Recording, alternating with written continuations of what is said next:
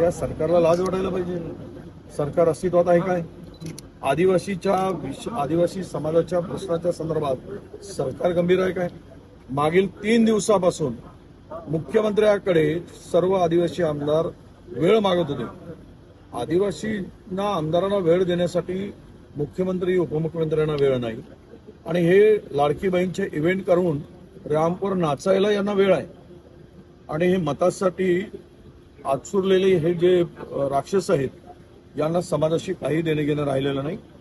हा इतका संताप लोकांमध्ये निर्माण झालेला आहे। एकीकडे JR काढत असताना धनगर समाजाचा तुम्ही तो केंद्र सरकारचा अधिकार असताना मतं मिळवण्यासाठी निवडणुकीच्या तोंडावर त्या समाजाची फसवणूक करताय, आदिवासी समाजाला वेठीस धरताय, आदिवासीच्या आमदारांना नेत्यांना वेळ देत नाही।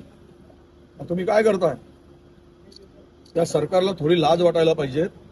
मुख्यमंत्री उपमुख्यमंत्र्यांनी महाराष्ट्र लुटून खालाय आणि आता प्रश्नही सोडवायला नाहीत।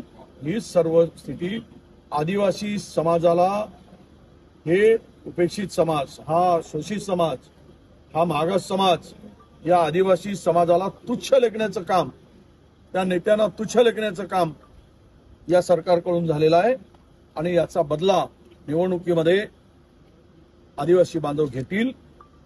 आम्हाला हे घेतीलच नाही तर यांना फिरू सुद्धा देणार नाहीत। महाराष्ट्रामध्ये ही वेळ या लोकांनी आणलेली आहे। आता राजकारणासाठी एकीकडे आपट्याला वाचवायचा आणि आपलं झाकायचं आणि दुसऱ्याचं वाकून बघायचं, ही यांची नीती आहे।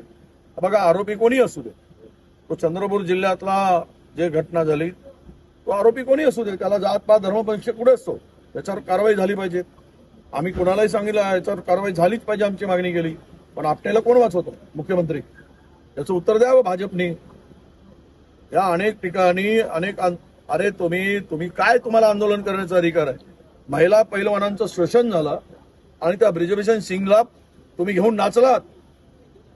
त्या जीवाच्या आकांतानं त्या पोरी रडत होत्या। 45 दिवस आंदोलन केलं, महाराष्ट्र देशाची इज्जत घालवली तुम्ही आणि तुम्हाला लाज वाटायला पाहिजे पुन्हा आंदोलन करताना।